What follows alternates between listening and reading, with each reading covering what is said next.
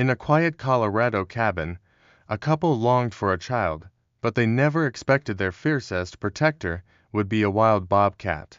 Jessica and Mark Thompson had dreamed of a child for years. Living in a quiet cabin nestled in the Colorado wilderness, their life was peaceful, but marked by a quiet ache longing. When their dream finally came true, they never expected that their fiercest protector would come not from family or friends, but from the wild creature they once rescued. Her name was Luna Bobcat, with golden eyes and an unshakable bond to the Thompsons. From the moment they brought their daughter Lily Grace home, Luna became more than just a pet. She became a guardian.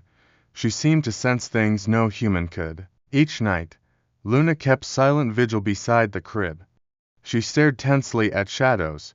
She refused to let the baby sleep alone. At first, her behavior seemed like nothing more than unusual yet harmless affection.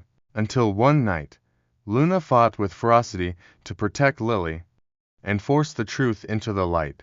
What was this bobcat protecting the baby from? Why did the parents call the police? And how could an animal see what no one else did? This is the story of instincts that ran deeper than trust, of a silent sentinel who never spoke a word, yet uncovered a truth that would shatter everything Jessica and Mark thought they knew.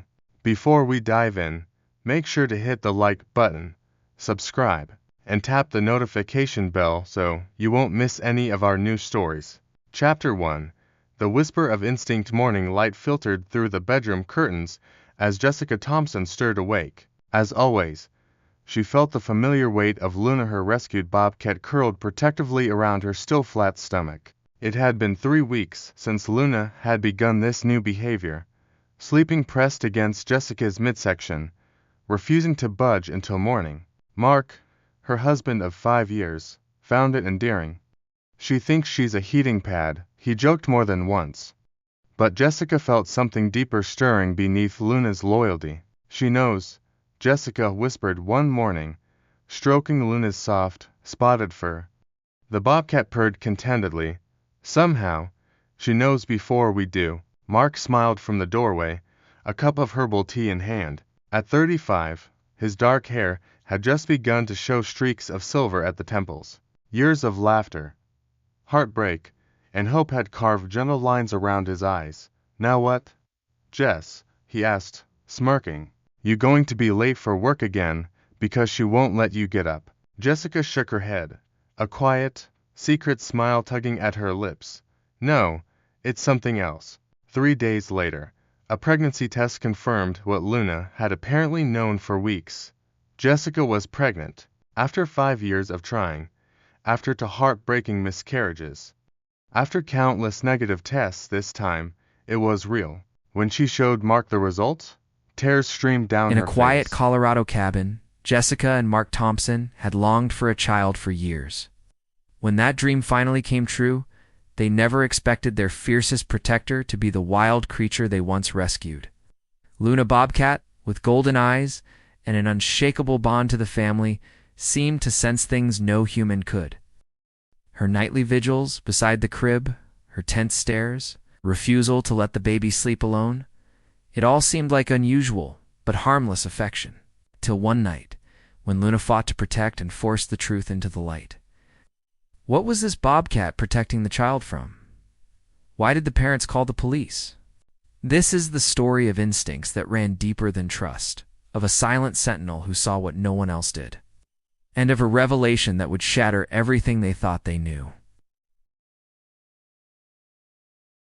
The morning light filtered through the bedroom curtains as Jessica Thompson awoke to the familiar weight of Luna, pressing against her still flat stomach. It had been 3 weeks since Luna began this strange new behavior, curling protectively around Jessica's midsection each night, refusing to budge until morning. Mark, Jessica's husband of 5 years, found it amusing, but Jessica sensed something more. "She knows," Jessica whispered one morning, stroking Luna's spotted fur as the bobcat purred contentedly. "Somehow she knows before we do."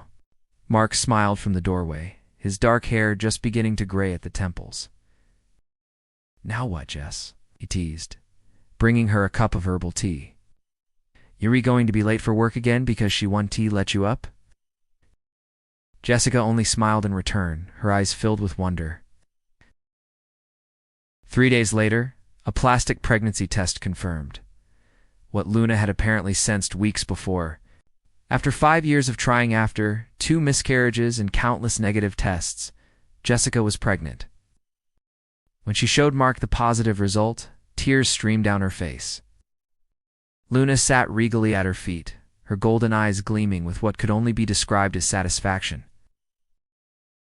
Luna had come into their lives 3 years earlier, half-grown cub found injured near their rural Colorado home. Mark, a wildlife veterinarian at the local rehabilitation center, had brought her home temporarily while she recovered from a leg injury. The plan was to release her back into the wild once healed, but fate had other ideas. Luna formed an immediate bond with Jessica, who worked from home as a children's book illustrator. While most bobcats remained wild even in captivity, Luna displayed an unusual affinity for domesticity and for Jessica. When release day came, Luna returned to their cabin 3 times. The last time, she had an injured paw that Mark suspected was self-inflicted. Some animals just choose their people, the wildlife center director finally admitted. And this one has clearly chosen you too. With special permits and accommodations, Luna became part of their family, the child they hadn't yet been able to have. She's going to be jealous, Mark's mother warned. When they announced the pregnancy 6 weeks later, they were sitting in the sunny kitchen of their log cabin home. Luna lounged possessively at Jessica's feet. Luna's already protective of the baby, Jessica defended, stroking the bobcat's head. She knew I was pregnant before I did. Mark's mother, Eleanor, looked skeptical. Wild animals are unpredictable, Jessica. What happens when there's a crying infant in the house? Mom, Mark interrupted firmly. Luna isn't just a pet. She's been nothing but gentle. We'll be careful, but we're not sending her away. Eleanor sighed, concern etched across her face. Just promise me you'll watch how she reacts when the baby comes. Jessica nodded. In her heart, she had no fear. Luna had already shown more awareness and protectiveness than most pets ever could. Each night, Luna curled around Jessica's growing belly, purring softly as if communicating with the life inside. Lily Grace Thompson was born on a crisp autumn morning. After 18 hours of labor, Mark brought Jessica and their tiny daughter home from the hospital. Both parents were nervous about Luna's reaction. But when Mark carried the car seat into the living room, Luna approached cautiously. She sniffed the air, peered inside, and made a soft chirping sound, a maternal call female bobcats use with their own cubs. Then she lay beside the car seat, alert and protective.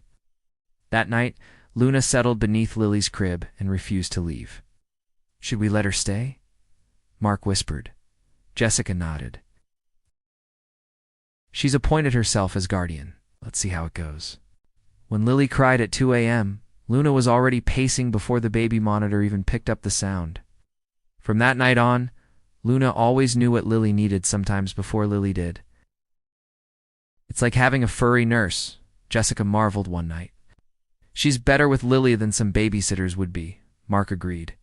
But when Jessica's maternity leave ended 6 months later, they needed someone to help care for Lily. Mark suggested Emily Reynolds, Jessica's best friend since college, godmother to Lily and a familiar face to the household. Jessica agreed. She's great with Lily, and it'd only be 2 or 3 days. The first day Emily came to babysit, Luna's behavior changed. Previously indifferent to Emily, Luna now stood between her and Lily. Her ears flattened. She growled. Luna, it's just Emily, Jessica said, gently nudging the bobcat aside. Luna stepped back, but her eyes never left Emily. She's just protective, Jessica explained. She'll get used to the new arrangement. Emily smiled, though her eyes lingered on the bobcat. She's just looking out for her little sister. But Luna didn't get used to it. She watched Emily with laser focus, placed herself between her and Lily's crib, and hissed when Emily picked the baby up. I'm getting concerned, Jessica told Mark. She's never like this with anyone else. Has she been aggressive? Mark asked. No, she just blocks her, like she doesn't trust her. Let's give it more time. But by Lily's 8th month, it had only gotten worse. Emily joked, "Your cat really hates me," as Jessica returned home. Jessica sighed. "I don't get it. She's never liked this with anyone else." Later that week, Eleanor visited. Luna had never liked Eleanor much, yet showed no tension when the older woman held Lily. "That's strange," Jessica murmured. Not a single hiss. Mark nodded slowly. "Mom isn't a threat. Luna knows that." The unspoken implication chilled them. 3 weeks later, they planned their first date night since Lily's birth. Eleanor was out of town. Emily offered to babysit. "We'll just be at Antonio's," Mark told her. 15 minutes away. "We'll have our phones on." As they left, Luna lay watching Emily with her usual unblinking intensity. "Maybe she's finally getting used to you," Jessica said. Emily laughed. "Or maybe she's plotting my demise." Halfway through dinner, Mark's phone rang. It was Emily. Her voice trembled with panic. "Luna's gone crazy. She attacked me. I'm trapped in the bathroom.